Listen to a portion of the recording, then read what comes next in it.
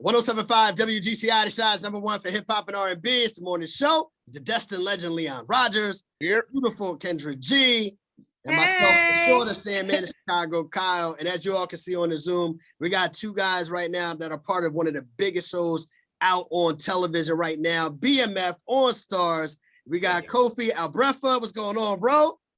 I'm good, bro. How you doing, man? All right, and Myles Bullock is on the line.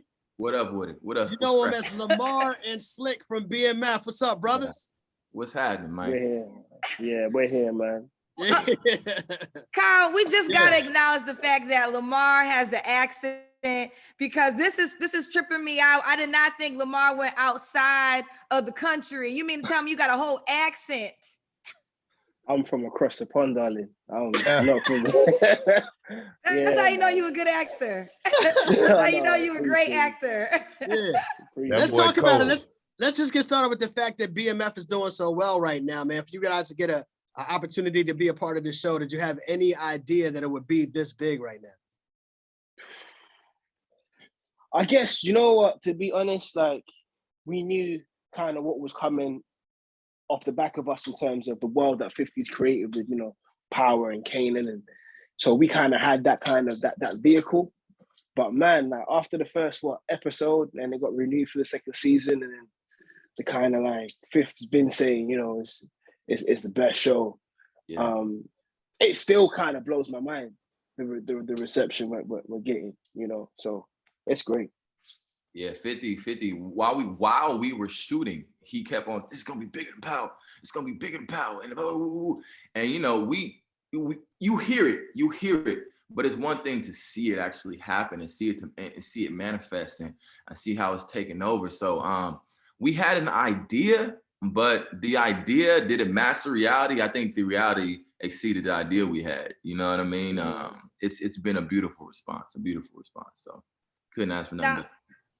Let me jump in. I'm tuned in 12 a.m. I am checking it out to make sure I watch it immediately. I got to keep it real with y'all. I'm team Big Meech. So I don't really mess with y'all like that, okay? I'm team Big Meech. It is what it is.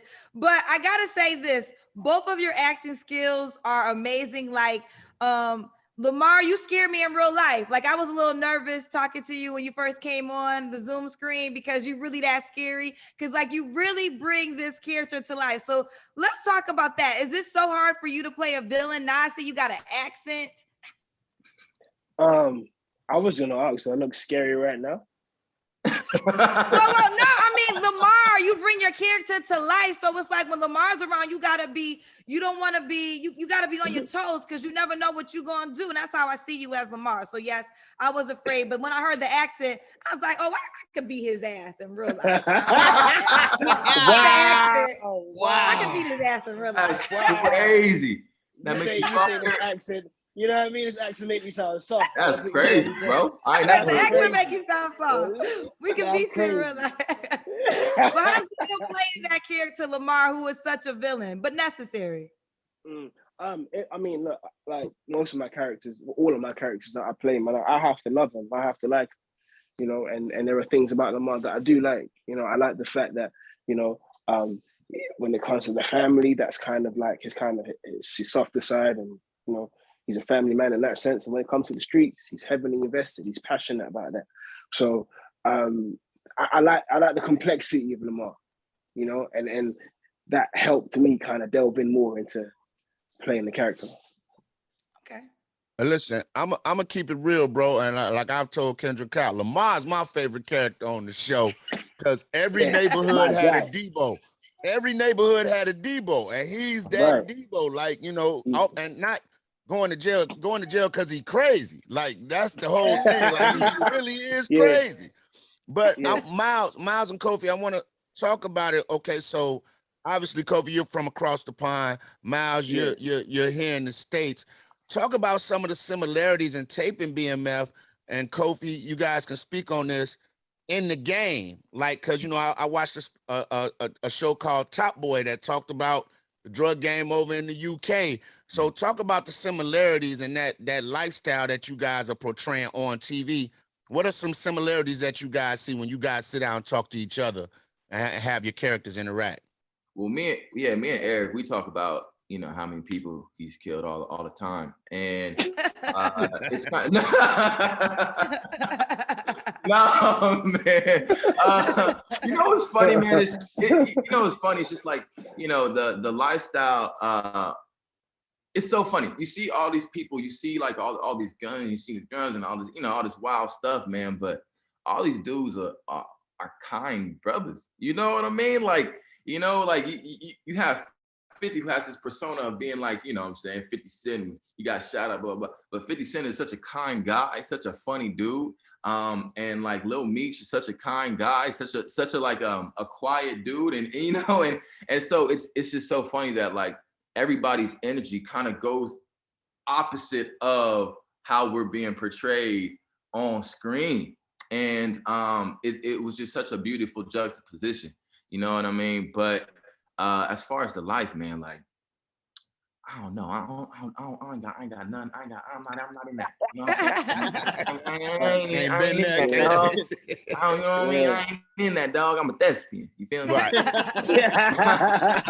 I mean, just growing up around it. I mean, you know, we live here in Chicago. I never sold dope neither, but I knew guys who did. And where I lived, you seen it going around. And a lot of people don't know that across the pond, it's brothers and sisters that live just like us. You know, like that's like how it was a shock to me that Kofi even had an accent. Like, you know what I'm saying? Like when you guys sit down and talk about your neighborhoods that you come from in real life, are there some similarities?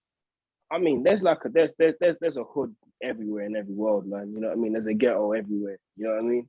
And I guess some places are the ghetto on steroids, and some places are like, you know, just like a small kind of a microcosm of what actually happens.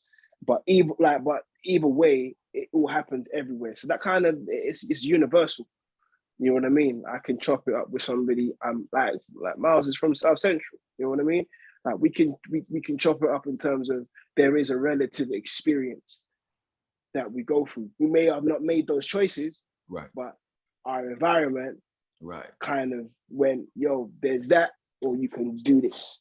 Right. We know the kids that did. We know, look, in high school, like I am from South Central and I was raised like right there. And so I had the homies, I had the friends, I had my peers that were in that lifestyle. And I made the decision not to be in that lifestyle because I saw the repercussions. And for me, I was all about safety when I was young. You know what I mean? I was about survival, brother. I was trying to live, man. So it was just like, I wasn't going to do that. But at the end of the day, everything is usually about family. It's usually about providing for your house. And I think that is what is reflected in the show, is like the realness of it. Like what's behind the lifestyle is they trying to provide, they trying to put some food on the table. You know, I sold weed for an hour before. I sold weed for an hour. For an hour? It was just because I had it, I didn't want it, and I sold it to somebody else. So in that one moment, I was a drug dealer. So you I sold my all your weed in an hour to one person so that they can become. It was probably this much. Yeah, it was probably three ounces. It was one bag. It was one bag. And you could have did 4 years in jail for that. Right? How did you feel? Be forgetting you black. Right. And then smiling, then telling about it on the radio. You know, this is how we get caught up. You know what I'm saying? Rapping about it in your songs. We didn't learn our lessons, clearly. Let me ask you this, because you talked about some of the similarities of the neighborhoods you guys may come from versus the characters you guys are playing on the show. But BMF, which is different from Power, is the fact that this is based on real people's lives. Yeah. You know what I mean? You guys have that added responsibility of being true, not just to a character, but to a person. You know what I mean? To a real life story. Does that add any pressure to what you're doing, or does that make it a little bit easier because you can go grab people and say, look, what was really going on in the scene? Like, how does that affect your job as an actor on the show? When you're playing a real person, it does make it easier because you can go and research. You can look at that person up. You can kind of hear stories about that person that can inform your decision making and everything like that. But at the end of the day, it's still based on your interpretation of the information, and it's based on how you want to tell the story. And, you know, and basically it's coming out of you, you know? So, I mean, it's just all in how you feel your way through the dialogue, through the costumes and everything like that. I'm a real big environment guy. So just being in that environment, being around everybody dressed like that. When we had like the second day shooting or like third day shooting, we were in the club. You know what I mean? So when we in the club, we got that type of music going. Everybody got their hair done in that way. We got the fur coats, the big chain, you know, the Adidas popping. So it was more so, it was just the world that we created that then informed, for me at least, how I reacted to things, how I responded to things, and that made it really real for me. Dope. Right.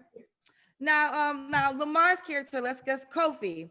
Now we know you are a killer and you a gangster, but you also a lover because you have a couple of love scenes, and you like every man's fantasy because you got to have a love scene with Cash Doll, who is just so beautiful. So let's talk about that. How'd you get ready for your love scene with Cash Doll? Oh man, do you know what? Yeah, no, Cash is amazing, man. Beautiful girl, man. And you know what? Working with Cash was dope because like she was on the same kind of level of what I was on, in terms of like she wanted to get to know me before we get on screen. So we would be going through our scenes together just to make sure that we trust each other in terms of like things not to do, things to do. Do you know what I mean? When we got there. But she was amazing in terms of just, and it was kind of her first big thing as well. So, right. But in terms of like the level of trust she had in terms of what we were going to do, she was all for it. And she's dope, man. She is funny. If you ever like go on her Instagram or her stories or whatever, she is one of the most funniest girls going. Like, stupid funny. And mad nice, man. She's so kind. So kind. She's so great. She's a great human, man. She's really dope. Yes, I love it. Fellas, so what's been the most challenging aspect of working on the show, and what's been the most rewarding aspect of being on a show like BMF? For me, challenging in terms of just, you know, the level of the consistency of the level of aggression and madness and anger that Lamar has to be on. That's not you, right? You gotta be mad all the time. Every day. So there was that. But the most rewarding, for me, was just our cast and crew, man. Personally, just being in that environment, there was so much love on our set, man. It was our family, for real. Yeah. I mean, challenging, man, the biggest challenge for me is just when it was cold. You know, I'm from LA, man. I don't deal with, you know what I'm saying? So you don't do that Midwest. Right. Times when we shoot at night, bruh, come on, man. That South cold is just different. LA, it'd be 65. And we'd be like, oh, it's chilly, you know. So that was the most challenging part. But the most rewarding part was just like the relationships I took from set. You know, I got to work with and be around legends. We're talking about Russell Hornsby, Steve Harris, Tasha Smith. Shout out to Steve Harris. Come on, man, Wood Harris.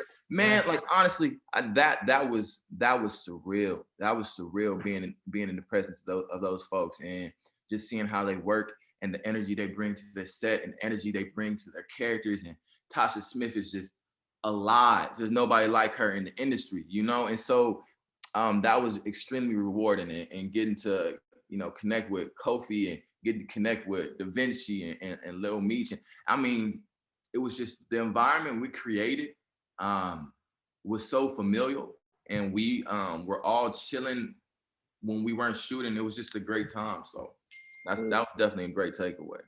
Yeah. Being at, and I'm assuming for you guys, like, this is obviously your breakout roles, right?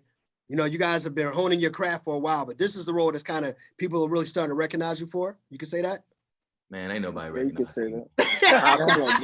Hey, no, but look, not because my character is not like significant, but like more so because, man, I got braids in real life. You know what I'm saying? Like my character got a big old Jerry curl. I'm looking all crazy. I'm always I don't smoke cigarettes in real life. I'm like, you know, people don't, you know, nobody's recognized me, but I think the love that we getting is out of this world, man. And that's what I was going to ask you. That was what I was leading to. Like, what's been the biggest reaction to what you guys have done since people are now starting to pick up on who you guys are? every time I say something crazy, people hit me up about a line I say. Whether it was the first time me and Eric, when I told him I got neighbors after he screamed like a wild man, or me in the shower cap, or it's just me talking shit pretty much. Pretty much that's what that is. Are those ad-lib lines? Or are those lines written for you? No, I made all those up. Pretty much. Everything that people pretty much like from Slick, I made it up. And I had me and Eric, we would just bounce off of each other, and that whole him screaming and it's me being like, hey my nigga, I got neighbors, nigga. That was just us just responding off each other. You know what I mean? It was great. Oh. Myles, I wanted to ask you, I said it early when you first came in, you got your ass beat in the last episode. You did. That was the first saw. thing The first thing I said, you took it like a G. Do you think in real life you would take it like a G though? Because I would have told. They want to hit me one time. I'm gonna tell you where the money is. I'm gonna drive you there. Actually, I'm gonna call the Uber for you to get there. I'm not taking no ass whooping for Lamar and his crazy ass, who gonna end up back in jail at some point in time. Because Lamar, you going to jail. You going to jail, and that would be a good thing if you go to jail because you crazy. So in real life, would you take an ass whooping like that for somebody, Myles? I'm gonna start with, I just see that life is not for you. But you gave all your weed away. Now you saying you snitching quick. Right. You are exactly where you're supposed to be. So no, but I'm a G. You know what? I feel really strong in my G-ness. Okay. I'm a lover, not a fighter though, man. You know what I'm saying? So just like, just how kind of Slick is concerned about the care of the child, I'm a lover, not a fighter. So, if you involve children in love, I'm a softie. I'm a softie at the end of the day. Well, I got to ask this question. Now y'all on BMF, you doing your thing, you rolling big chains and stuff, 12th Street and whatever the gang. Listen, man, what is the groupie love like? And Kofi and bruv. Look at him smiling, Leon. Look at him smiling, Leon. What a groupie's like, and then bruv, where the groupies, bruv? Hey, yo, what I would say is this. Before the episodes came out, I had about 10K followers. And then today I got triple that. Yeah. You know what I mean? And I ain't never seen 99 requests in the inbox before. Yeah. Yeah. Good requests too. They be sending you pictures. Put your boy on, man. Let me facilitate that for y'all. Let me facilitate please, that. I need a facilitator. Say less. Well, I'm sort it all out for you. I'll get you through the BS. You won't have the problem that Tiger had. We'll make sure that won't happen. All right. Yo, listen, man, before we get up out of here, we just want to let everybody in Chicago, just hear from y'all. What would you say to everybody that's watching the show, people that have not seen the show, just messages from the two of y'all, Kofi and Myles, before y'all get up out of here? We'll start with you, Kofi. Oh man, just lock in, man, and just just watch us, man. Watch BMF, come and see the family, and just see what we're all about, man. Much love to everybody that's tuned in already, that's locked in. Yeah, man, we appreciate the support and the love. For sure. Absolutely. And just, I also want people to realize that what they're seeing is just like a microcosm of a way to be successful and a way to make it out of a dire circumstance, and how to create something out of nothing. And not only is the story the reflection of that, but the creator, the one who's facilitating the story, 50 Cent, is a reflection of that. So I just feel like whoever watches this should feel inspired and feel like they can do anything, because the person that put this on started from nothing, and the person that the story is being told about started from nothing. And so I just feel like that in its totality is something that everybody could value and take away. Word, for sure. Kofi, real quick, is it hard for you to turn the accent off? Because your accent to me, every time you speak, I'm like, I cannot believe he has an accent. So when you're acting as Lamar, is it hard for you to switch that accent up that you have naturally? I would tend to just during the day while I'm at work, just be in the accent all day, and then when I come home, I kind of just try to switch off. Oh, nigga! And then you hey, yo, Kofi, I gotta ask you, are you cool with a lot of the other brothers from the UK? So like Damson, my man Tosin, Cool. Shout out to Tosin. Tosin, my Do you boy, guys? so. Yeah. Do you guys have a network? You guys rock with each other like when you're not working or? Yeah, Tosin came down to the premiere in Atlanta. He actually came down. He was with me. I mean, like to us, it's a big pool, but I guess like to the world, it's a small pool of actors that, you know. So we're all pretty much, we know of each other. Put it that way. We all know of each other. They're all a part of BNU. It's called British Niggas United. BNU. They're all a part of it, and so it's a cool thing. It's cool. Yeah, that's the union. It's like that's the union. It is. Yo, we appreciate y'all, man. Thanks for being with us today, man. Kofi-Abrefa, Myles, Bullock, man, BMF, everybody's watching the show on Stars. We can't wait to see y'all in person when all this COVID is up out the window, man. Yeah. Appreciate it. For sure. Love. All right, love. Appreciate you, man. Take care.